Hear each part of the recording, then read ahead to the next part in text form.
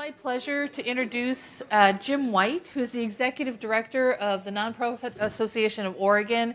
And for those of you who are not from Oregon, this association in its various names and iterations has really been a tremendous supporter of the nonprofit organizations in our community to help us survive and succeed and to be the best nonprofit organizations that we can be. And there's probably no better advocate for the sector of nonprofit organizations in the state. So it's a real pleasure to have him here and moderating our panel of funders. So that'll be an interesting discussion following the presentation we just had. So with that, I'll give it to Jim.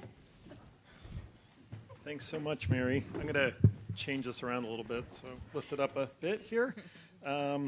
What a great opening series of sessions there, yeah, from our banker friends. That was wonderful. And so now we're going to hear after hearing the capitalists, we're going to hear the bleeding hearts. So, I'm kidding. As Mary said, I'm the ED at the Nonprofit Association of Oregon. We are the state association. There's about 40 of these in the country that are state associations that support the nonprofits and the charitable benefit organizations in the United States. Obviously, our mission here is Oregon. And what I often try to describe our work, when they first hired me, I told them at some point I'm probably going to change the name of the organization because I can't stand the word nonprofit, because we are about social benefit, and that is why we have such a deep relationship and need to have a deep relationship with the public sector and mobilize the private sector for common good and community good. And so I think trying to describe ourselves as what we're not, non-governmental or non-profit, doesn't make a lot of sense to me. I'm hoping someday we can get over that, but it is where we are right now, so I'm still the ED of NAO. Innovation for nonprofits, and I think particularly for foundations, we're going to have a great opportunity to hear from our colleagues today, is I think one of the most powerful ways that funds can be mobilized from the community, from private resources to put back into our community through philanthropic giving, through the opportunity that is the engine of using mobilizing money that doesn't have as much of a series of, hooks to it that the public sector funds sometimes do. And so we're going to go through a number of what I hope will be provocative questions.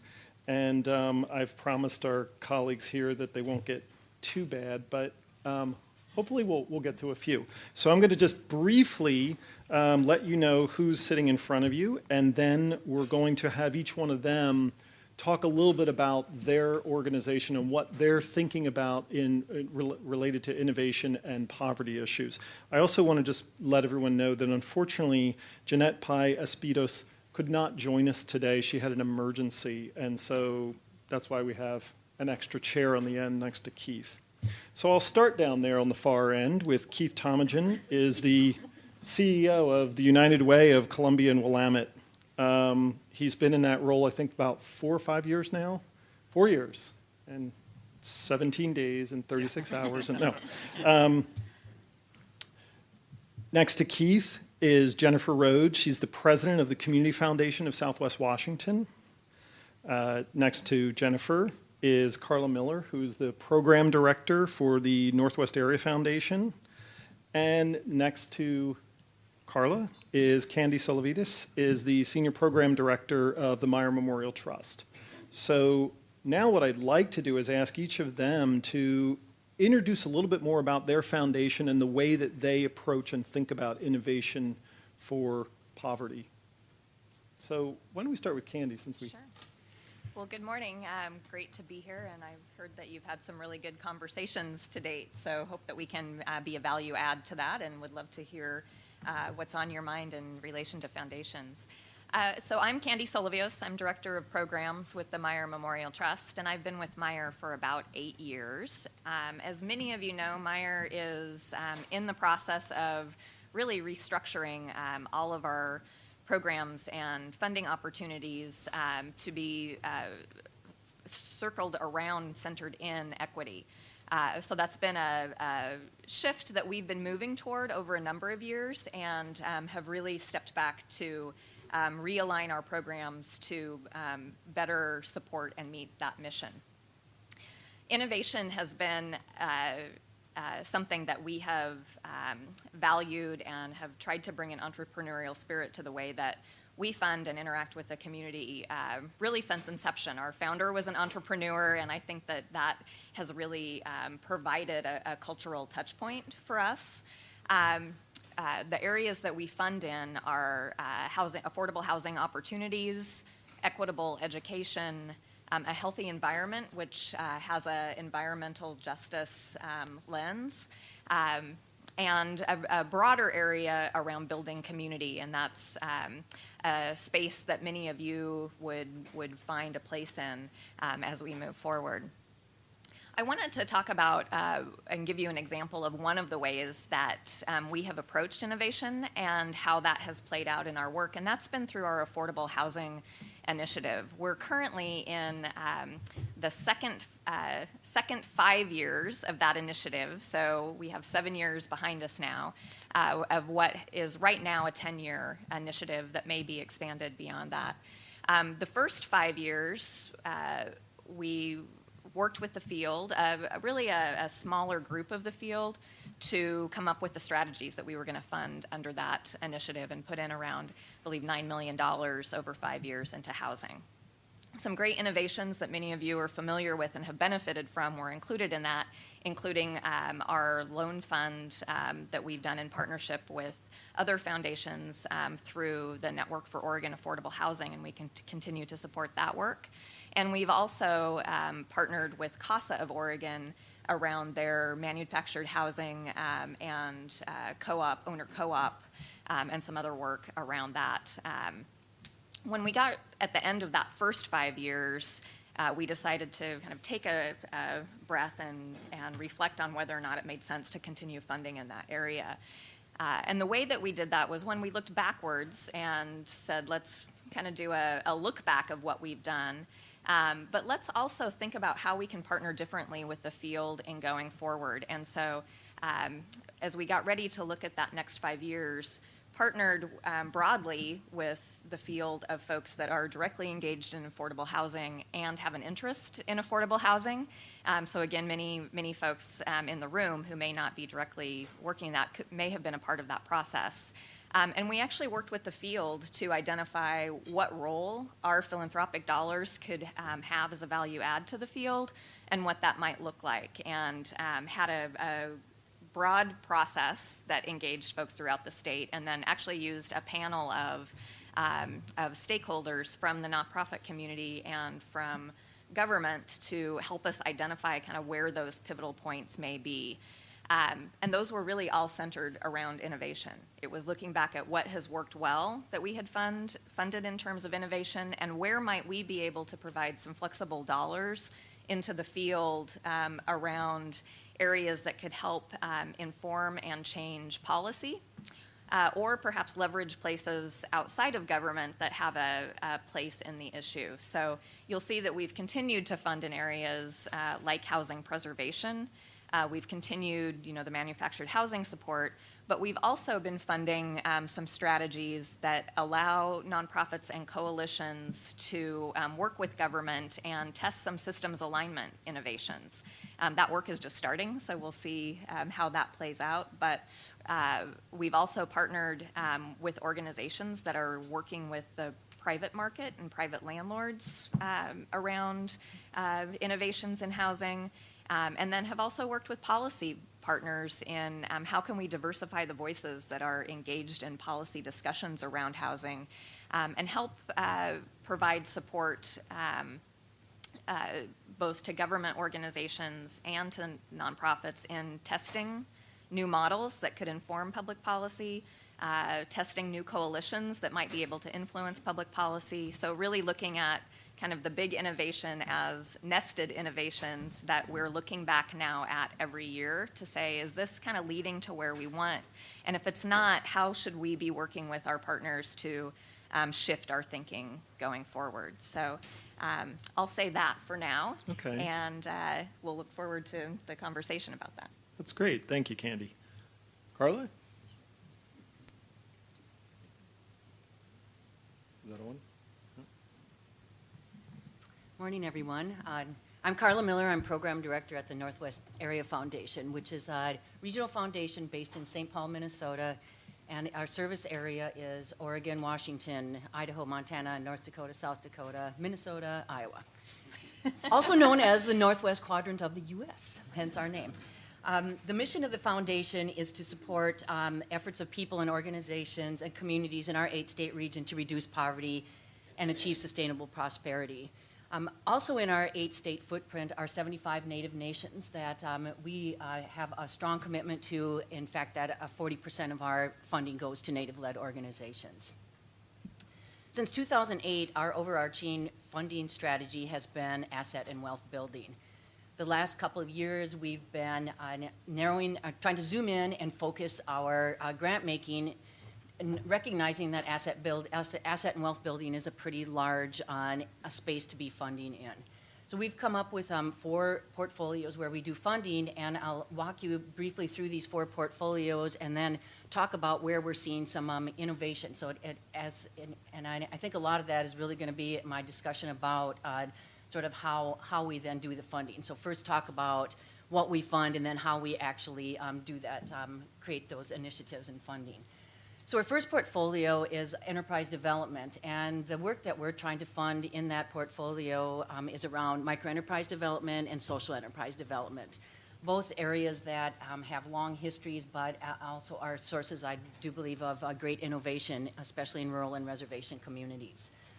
We also have a work opportunity portfolio where we're working to look differently at the workforce development system. I know a number of you, or probably all of you in this room, have some kind of connection and contact with workforce system, and it could use some creative disruption to kind of use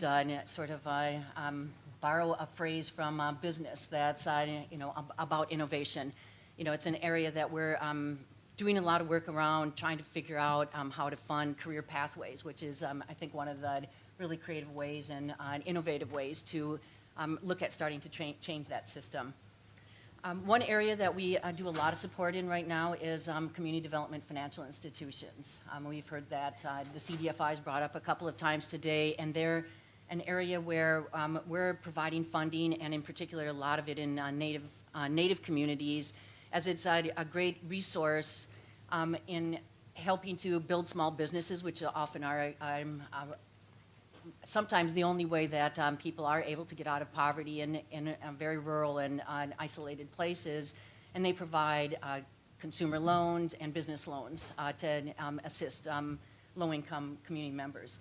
Finally, the last portfolio where we do our funding is what we call financial inclusion, and this is where we're working on developing an initiative right now on how to think differently about the sort of policy pieces, the kind of emergency savings and different kinds of savings that have been very beneficial in building assets and helping people take steps out of poverty. The couple of innovations that I just wanted to talk about, first of all, preface this with that, we don't view innovations necessarily as that sort of these new ideas, these shiny new things over there, though I can get very distracted by that, just as all of us can. But it's really about, a lot of this is about context and about how ideas are adopted and adapted. There was a great question earlier about in rural areas, what is it, how are some of these models that are very successful in big cities and metro areas adopted and adapted into rural places? So the couple of innovations I just want to briefly talk about are really examples of that. So I mentioned earlier in our Access to Capital portfolio that we're funding CDFIs. A lot of we've built an initiative at this point that's $9 million over a 4-year period, and about half of the funding has gone at this point to Native CDFIs.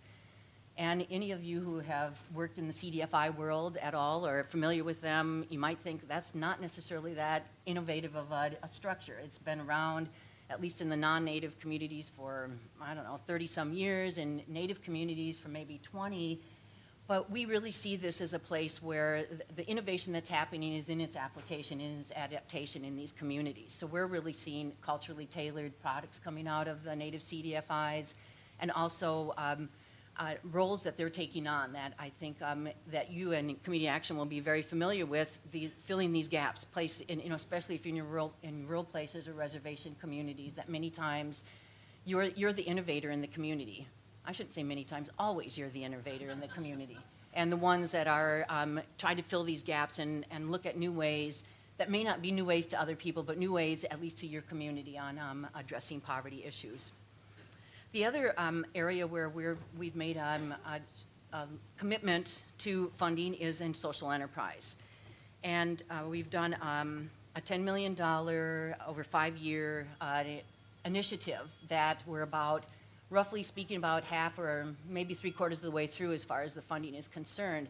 Again, social enterprise, many of you may be using that particular model, but we're seeing some really innovative approaches, especially in rural and reservation communities, and how social enterprise can actually be a job creator in rural communities, how social enterprise is working in Native communities, that we're seeing youth come together to build companies in places where there's very little economic opportunity, and creating new ownership structures. So setting these up as worker cooperatives and ways that they're not only accruing benefit to themselves, but to the larger community. So I get very excited about both of these initiatives, and it's basically an expression of how we're doing our funding at this point. As I said, since 2008, we have been, like Candy talked about, sort of evolving and trying to reshape the way that we do our funding. And much of this information is on our website, and I would strongly encourage all of you to look at that. And if you are desirous of more specifics about how and where we do our funding. The last piece I wanted to say before I hand it off is that I've been at the foundation about 14 years, and I am thrilled and proud to say that before I joined the foundation, I was worked in community action for 10 years. Yay, community action! I worked in a rural community action agency in west central Wisconsin for 10 years, doing microenterprise development, working on the ground like all of you, with people, helping them start businesses, helping them figure out ways that they could, basically change their circumstances. So it's a thrill to be here with all of you. Thank you. Thank you, Carla. Jennifer? Thank you. Hi, everyone. I'm Jennifer Rhodes, the president with the Community Foundation for Southwest Washington. I'd like to say that I am proud to be the smallest foundation sitting up here. We manage about $100 million in donor assets. About $45 million of that is permanently endowed at our organization. We are really the only global funder in Southwest Washington. We cover Cowlitz, Clark, and Skamania County. And because we're a community foundation, at times, sometimes innovation for us is tough because we don't have the more flexible abilities that private foundations have. And we want to make sure that we're taking care of our entire community and not leaving important work to the side as we go down paths of innovation or focus. So I do want to tell a little bit. I think when we think about innovation, we first think about how can we as a foundation change the way we do business to help our grantees. And it's not necessarily innovative programs or nonprofits that we're funding. It's choosing how to do things differently internally first. So 3 years ago, we did decide to focus on disrupting the cycle of poverty in our community. And Keith and I kind of joined our organizations at the same time. And you'll hear some similarities to some of our work. But 80% of our discretionary grant making now is focused on organizations trying to disrupt that cycle of poverty. Our discretionary grant making is only about $1.5 million a year. So within that, we have focused on three main areas: asset building, education with a focus on early learning, and housing, because those seem to be the most pressing issues and some of the most proven strategies to help people get out of poverty. The other thing that we started doing was we started giving larger grants, recurring grants, and unrestricted funding. And prior to me showing up at the Community Foundation, we only funded program-related grants. And we had a tendency to only fund at levels of $5,000 to $10,000 per grant. So we were kind of peanut butter spreading our money around our community and really helping definitely smaller nonprofits, but really not building capacity with those nonprofits doing most of the work in our community. So now our grants range in the $25,000 to $50,000 a year, and we just awarded our 5th recurring grant this year. So it helps our grant making committee because they're not having to do as much work when they award these recurring grants. The other thing that we adopted as part of our strategic framework is that we were going to focus and prioritize grants to collaborations or partnerships. And I don't want to abuse the word collective impact, but in a sense, those organizations that were coming together to try to do things differently, even change the way they were using their own resources in their organizations, and we were going to come in and fund them with unrestricted funding to help them do that. So the one specific example that I think has been a home run for us is a group that started 3 years ago called the Healthy Living Collaborative. It is a collaborative governmental organizations, nonprofits, even a couple, and some foundations. And their focus is around community health workers and asset building within neighborhoods, and really listening to neighborhoods, having the neighborhoods choose their own solutions and bring them up to the organization. We funded the Healthy Living Collaborative with a recurring grant, unrestricted dollars. We didn't make them go through a huge application process for that, nor do we actually make them do significant reporting, because we're at the table with this funders group quarterly. So we're just there as part of the process along the way.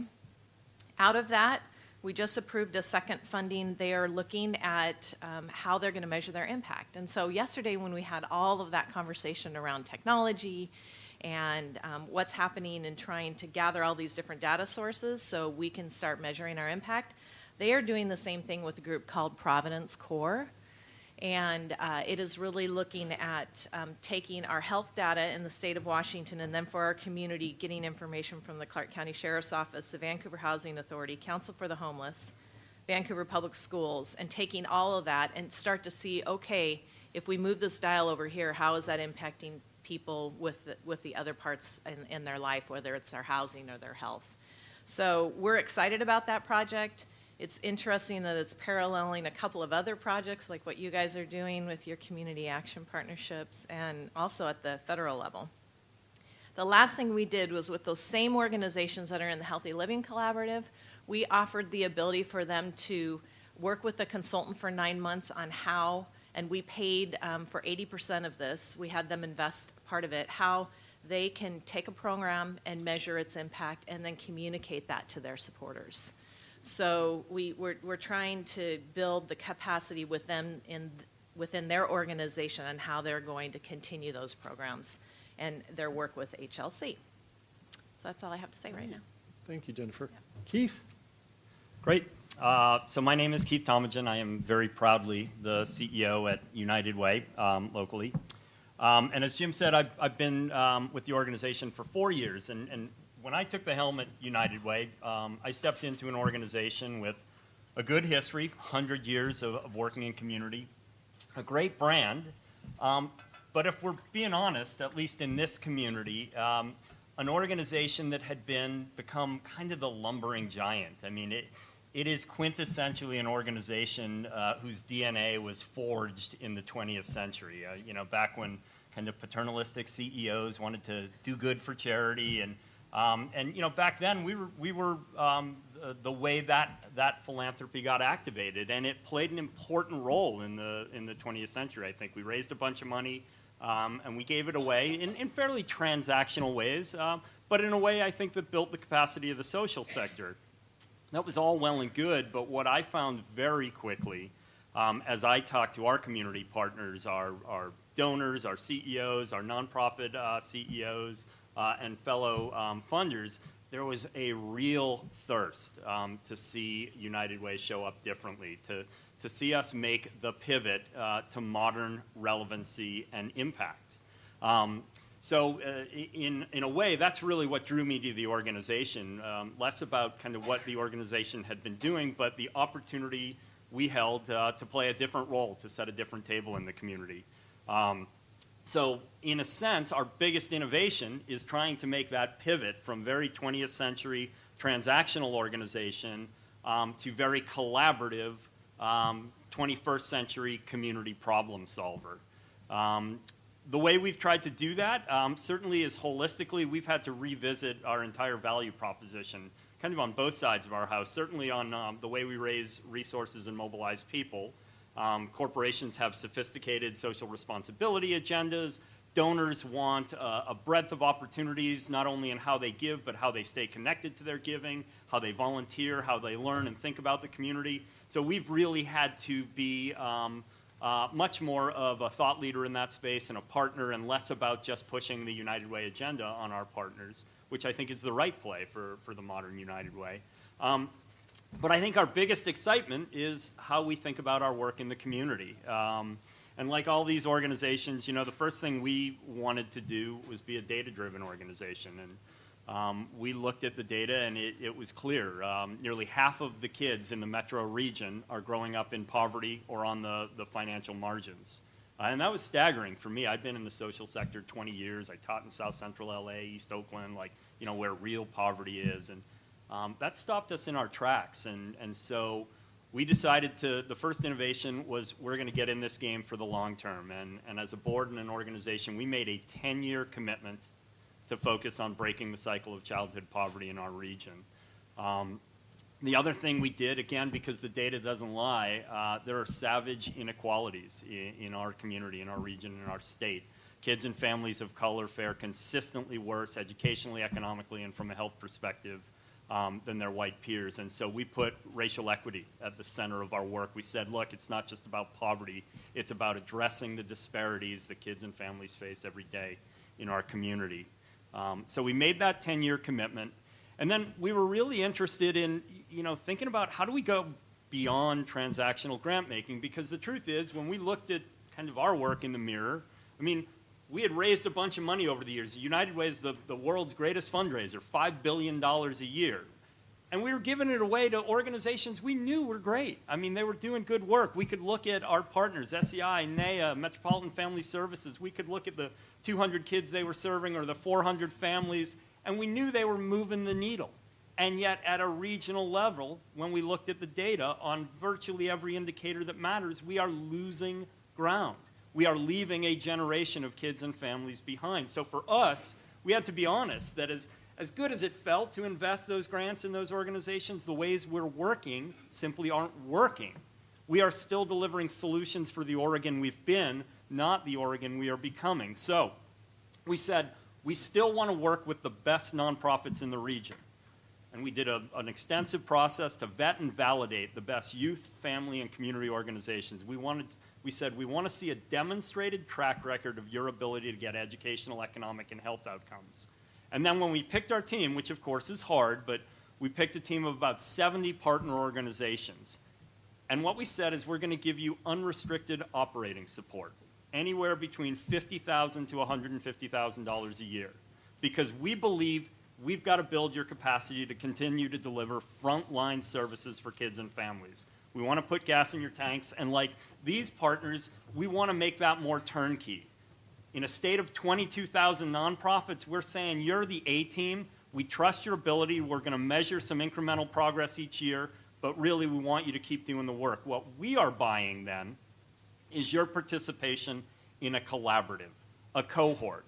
We want to work with you over the next 5 years to see if we can go beyond your individual outcomes, and if we can start to share data, start to share practice, start to share resources, and align systems in the field to develop a shared policy agenda, so that at the end of the day, our intent is how can we create some kind of alchemy that amplifies and accelerates the good work of our partner organizations into an authentically regional framework that starts to get better regional outcomes for kids and families. Great in theory, admittedly. One of the things I'll tell you about is the challenges. I mean, I do this shtick a lot, and when I do this, you know, most people are like, oh, right on, that's exciting, that's great. You know, it's cool to see United Way go big and be audacious, and it is. I love this work, and it's really hard. I mean, we spent a lot of our first year with our partners thinking about how do we work together, organizing them into youth, family, and community learning cohorts, letting them co-create the agenda with us. All of that is really great and exciting, and I'll tell you how it also creates some challenges. I'll share two specific kind of initiatives. One is, you know, at the center of our bullseye is increasing academic achievement for low-income kids. The data is clear. The long-term ticket out of poverty is a high school diploma, the ability to be career and college ready. So we're working with the state of Oregon to build the first in the metro region coordinated framework for early childhood interventions. Our partner in that work is Multnomah County.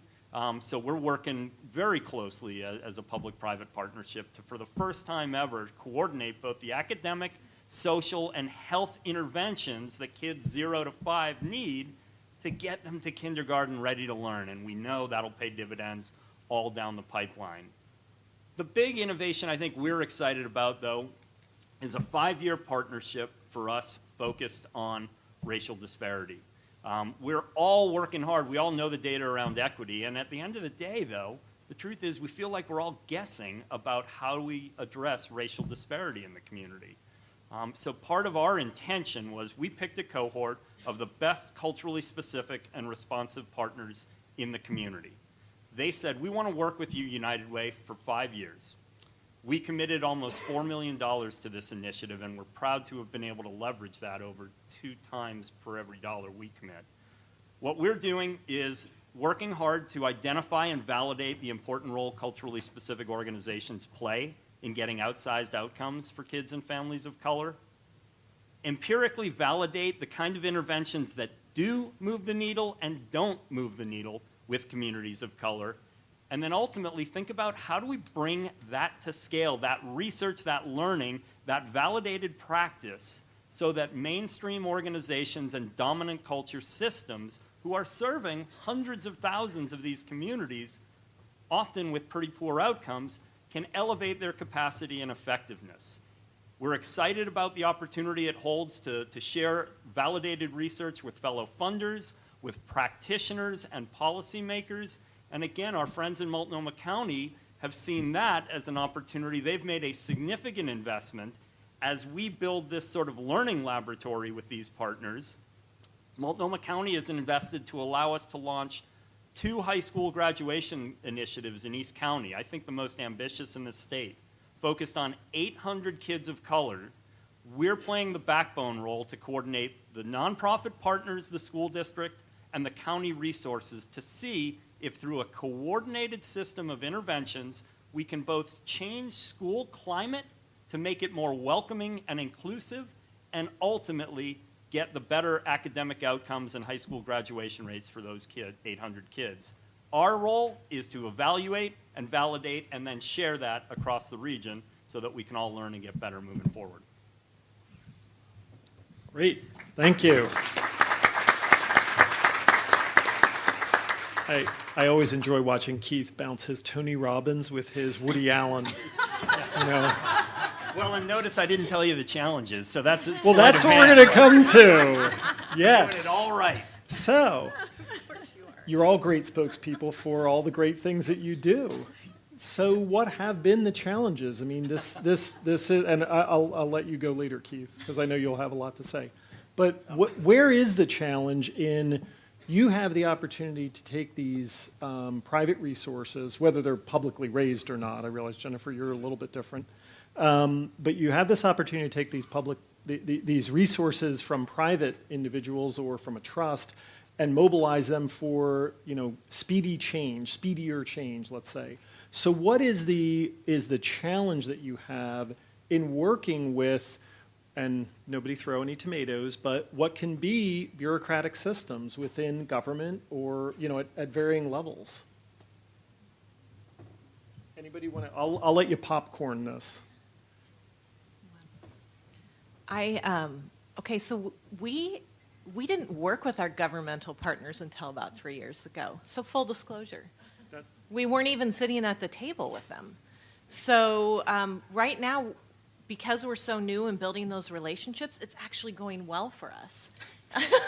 And I would also, we recognize that we don't have the resources and our governmental partners do. So we have to figure out how we're going to use our leadership in the community with individual donors and how we can be starting to tell the story of the importance of government and governmental agencies in the world of philanthropy. Because I think for community foundations and with our boards that are usually primarily high net worth donors, they really kind of sometimes want to stiff arm, honestly, governmental solutions and partnerships with government. We, as staff of the organization, recognize that you cannot do that, and you have to do this together, or you're never going to change anything. So I guess that does lead to a challenge. My challenge as the president is really, how do I bring my board and my donors along on this work so they understand the value of that? Because that is how you attract and leverage other money. And I think it could just grow exponentially. So by sitting in some of these partnerships and these collaborations and exposing our donors to it, they're starting to understand that it's just not writing a check out of their checkbook to a nonprofit. Thank you.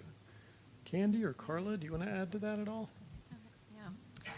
Yeah, I think a couple challenges that we encounter are, one, the systems that we're talking about require a lot of resources. And while Meyer has a lot of money, we grant around 40-some thousand or 40-some million a year into Oregon.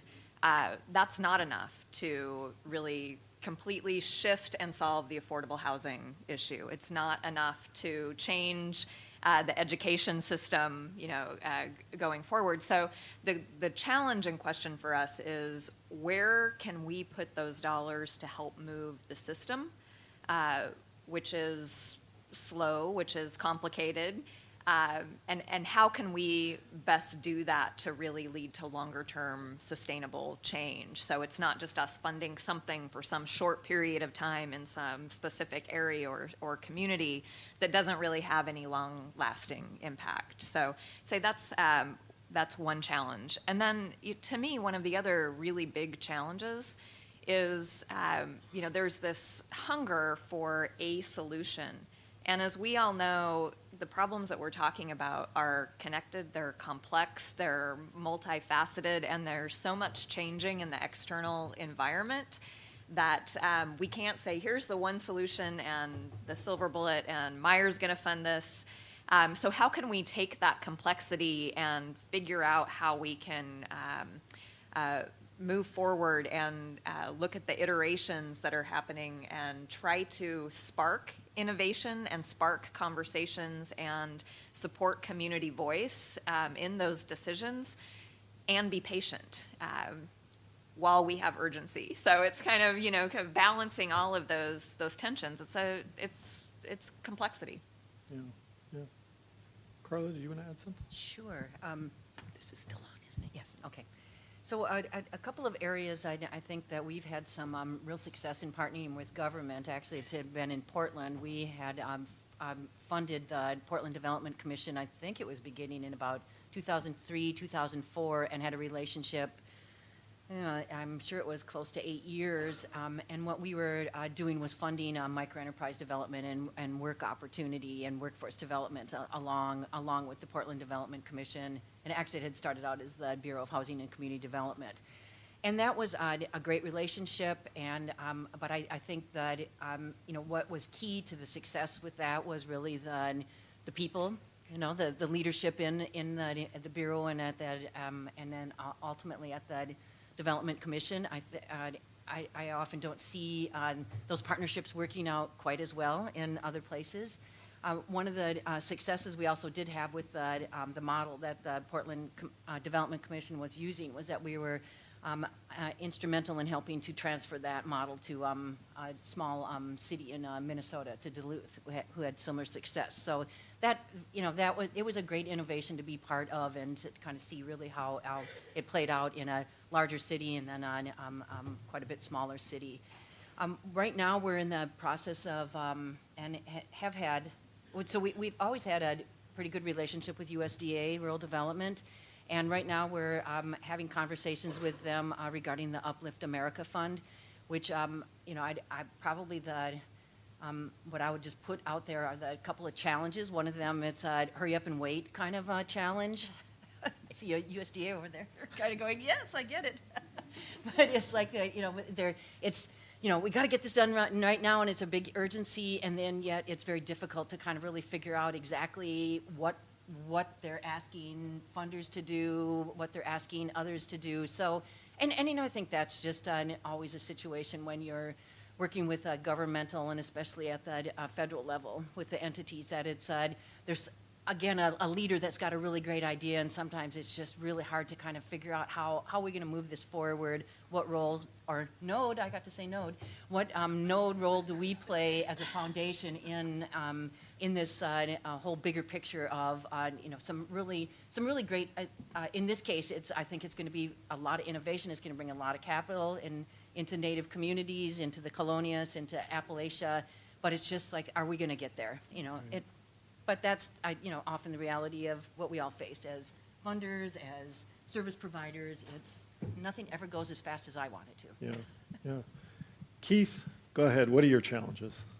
There are many. You're only allowed to say three. Yes, just three. Jennifer was giving me grief. Usually I'm here with a colleague, Zeke, who sits in the back and says, dude, be quiet, you're done. She's like, I'll do that for you, but you let me prattle on. So the best part is none of our challenges are related to our partnerships with government. Government has been our most additive partner. Our biggest co-funders are Multnomah County and the state of Oregon. And they've been exceptional. I mean, they have really helped elevate the capacity of our work, and what I appreciate about them is they are taking a long view of the work with us. We're already thinking with the county about how we position our high school graduation initiative work to be ready when the federal government promised neighborhood dollars come down, to bring those dollars home to this region. So it's been fantastic. Our challenges are really about pace. Unlike these folks, I'm not sitting on an endowed set of funds. United Way's business model is that I got to feed the beast every year. I got to go out and mobilize the community, talk about the great work we're doing, and get them to invest with us. And that's great, and it's democratic, and we've got 30,000 donors. But inherently, the work I just told you about is complex, it's nonlinear, it's nuanced. When people ask me, well, what did the first year of the project look like? Well, a lot of it was kind of getting our act together. I mean, figuring out how do you work collaboratively with 70 organizations? How do you collect data from organizations who have budgets ranging from $50 million to $500,000 with wildly different capacity?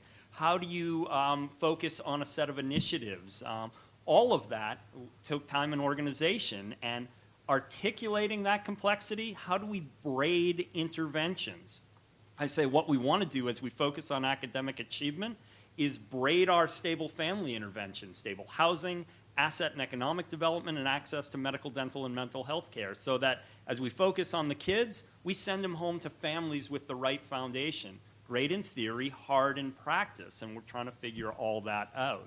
So at the end of the day, our ability to tell the story so that one of my $50 donors rationally gets excited about the big long-term agenda, but can see how their investment made a difference in a single child or family's life this year. And honestly, we haven't been very good at that. We've got to do a better job of kind of laying down the breadcrumbs for the community to come with us. Thanks, Keith. Okay. So, Janet, I have 15 more minutes, is that right? Yeah. Okay. So we're going to move to take a few questions from all of you for the panel. Anybody interested in, and if not, I'll pelt them with another one. Think about it. Anyone? No? All right, then Oh, we do have one. Oh, great.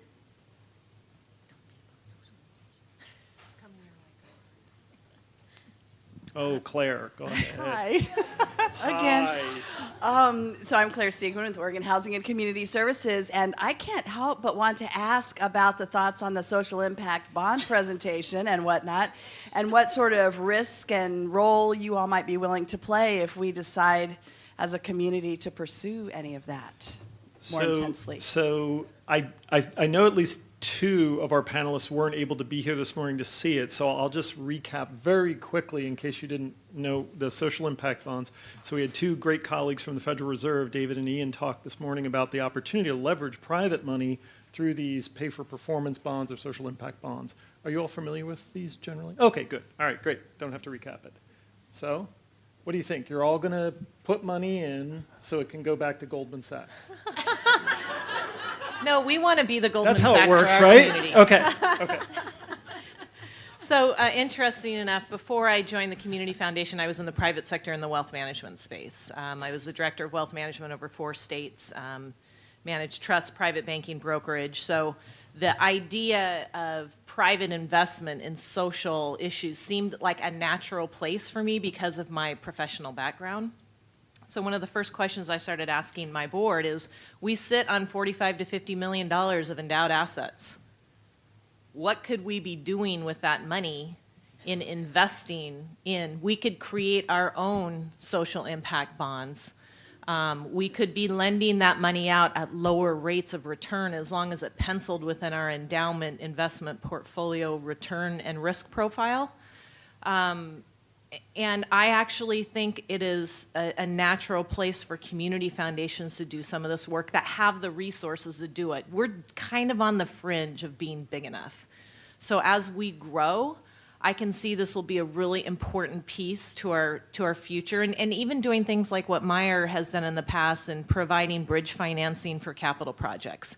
We haven't done anything like that, but we could easily do that.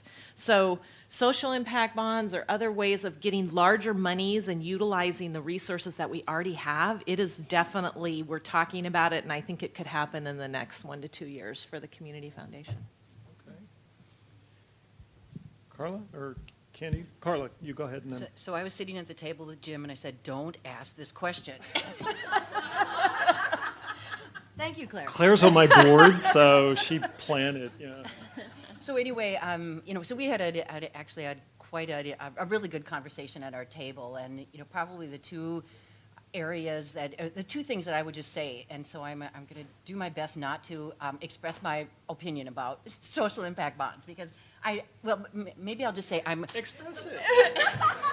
Well, it's my opinion. Everyone know that. I'm not speaking for the foundation, but I've attended a number of presentations about social impact bonds, and I find myself every time understanding it I get it, and then all of a sudden I just completely don't understand it, and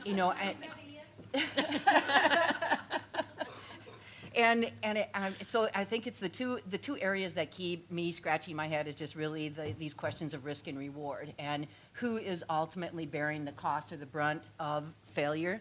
And I have concerns on, I think it was the woman from Washington State back there, there you are. Very similar concerns that it's like when I play the scenario out, I keep kind of going, is this not going to fall on the shoulders of the organizations, on the people who it's intending to serve. So that's just, a bit of an opinion or concern. And then the reward piece, it just feels like I still don't understand, like in the scenario I think that Ian put up there, the need for foundations to actually make money off of this. I think that's not really our role. I sort of understand it with Goldman Sachs, but I don't think they need to either. But I think they should just, if they earn this, they kind of go give it back to the organization. That would be just like a beautiful outcome, in my opinion. But it's those are the two things that the two obvious things that I really just I'm playing with in my mind that I really just don't still understand how this works. I'm a big follow the money person, and I keep trying to follow the money, and I don't get it. However, one of the things that I should talk about as far as the Northwest Area Foundation is concerned, we do have a mission investing strategy, which I think is, a great way for foundations to put their endowment dollars to work. And of that, we do about, we're trying to build about a $16 million program-related investment portfolio. So we're interested in being in this space of doing investing. I'm not sure that the bond is exactly clear enough to figure out if that's a yes or no. Yeah, I would echo that. Meyer also has a pretty robust mission-related investing portfolio, and we're looking to how we can grow that and do more, particularly in our region. So we've done, some program-related investments, quite a few actually, in our region. Our other mission-related investments have largely been outside of our region. So we're actively looking right now of how we can really take more of those assets and keep them here and working for all of us. I would say our interest is piqued by social impact bonds. We have some of the same questions and concerns as Carla, and kind of trying to figure out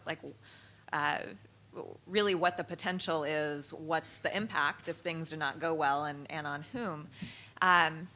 And then really what's our role as a foundation? One of the things that we look at in where we're investing our assets outside of our grant making is this a space that isn't going to be filled by someone else? So that's kind of one question is, would our funds really be needed in that space, or is there another market?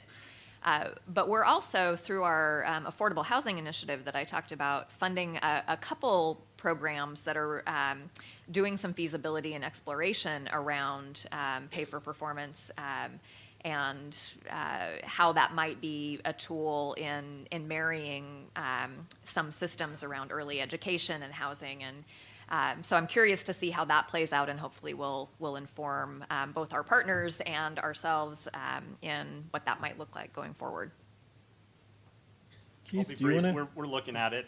United Ways in other states have shown themselves to be good intermediaries for those social impact funds. In Utah, around a housing initiative. In Minnesota, around early childhood. So we're asking ourselves how or if we should think about playing that role. And also importantly, I mean, that would be in partnership with government, but we're also asking the question of what if we were to take, say, $1 million of our dollars? Could we go out to our 600 corporate partners and see if we couldn't leverage that, match it, and then find a space to invest and demonstrate some community returns? So we're trying to think a little differently, but yeah, we're interested in that approach. I think one of the interesting pieces to these is when Ian was talking earlier, he was talking about that it's not about process, it's about the performance. And I know a lot of the ways that foundations support is around the process. It is how are you going to mobilize the community, the way in which the change model or behaviors are instilled in the community to make changes in inequities or to allow racially diverse communities to be able to express their voice. And so I think there is something yet to do to figure out how will these models and can foundations be leveraged in some way to think about the process piece that maybe Goldman Sachs wouldn't be as interested in, but we do want to make sure it's not just only the deliverables matter. In David, in your presentation, you showed those beautiful homes that you said, you'd be, proud to have your mother live in. I think the question becomes one of, if it's really just about getting a 4-square space, then you do wind up with Stalin's architect designing it. So, this is going to continue to be a question, and I think especially as we see here, both at the federal level, but here in Oregon, continued mismatch of budget to expense for the government. I mean, we're going into the next legislative session here in Oregon with a $1.4 billion deficit, it's estimated. So this is going to become an appeal for government. Any other questions out there for our panelists? One more? Okay, we've got one more that we can take. I thought Mary was going to say, yeah, I got one. There's one in the corner. Is there one back there? Yeah, there's one back there.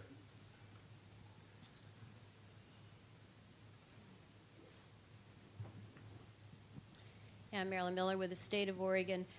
What role do you think foundations can play or expand in research and development? I kind of equate it to cancer research. People invest in that knowing that there's not going to be a single bullet to cure every cancer, and they understand there will be probably more failures before they discover what some answers might be. I don't see that equating to the social cancer of poverty. People don't want to fund evaluation. They want to fund, rent assistance so it can get a person in a home. And then the dissemination and shared learning from that research. Do you see foundations having a role in that? Yes. Good answer. Our work here is done. Meyer says yes. Meyer says yes. Yeah, no, I think that there's a few places that we're really in the process of figuring out, how we can be value add there. That what we're trying to build into the projects that we're funding is the capacity to do the evaluation as well as the programming. What we're still hearing from folks is we need the money to do the programming and support the programming. So we haven't done a lot with just research. As we're moving forward, though, in our new model, we're really looking at how can we build in assessment both really at multiple layers for the organization, for our strategies, and then kind of for our full portfolios. How can we engage our partners very actively in that, and how can we use more of a cohort model to be able to share that and help folks get to the next iteration or to learn from each other and be able to share that out more broadly. So looking at it as something that we'll continue to build on. We also see our work funding pilots as a key place, that's, I think, getting at what you're talking about of how can we try something new, learn from it, and then figure out what the next step is, or is there a way to take that into a broader systems perspective to scale? So we're doing, thank you for answering that question, because you mostly answered it for me too. So I just would add a couple of pieces to that. That is like we are also have several cohort learning efforts that are going on, and they are, really do play out and into that whole answer that question about research and development. So one of them that we've been funding for quite a number of years, I think we're just starting to enter into years 4 and 5, is around this Native employee ownership. And so really looking at different models for building economy, building on different ownership structures on whether it's urban Native communities or reservation-based. And so that has a whole sort of R&D piece to it that I think is really very informative. And I agree with Candy, it's a great way to fund both the learn and do, if you will. Another area where we're doing, have cohort learning is we have a group that, a group of organizations that are working on financial capability policy. And so, one of the groups that's involved in that is the Neighborhood Partnership. I don't know if Janet's still here, but that's the same sort of thing, is that they're working on ways to identify different policy initiatives that can help improve financial capability, and it's in a number of the states where we fund. And again, it's what we hope to see coming out on the other end is more information and more basically more knowledge about how does financial capability policy work, how do you build policy campaigns, and everything that kind of goes along with that. Great. Jennifer, you either have, okay, no more comments. Then, would you all join me in thanking our panel?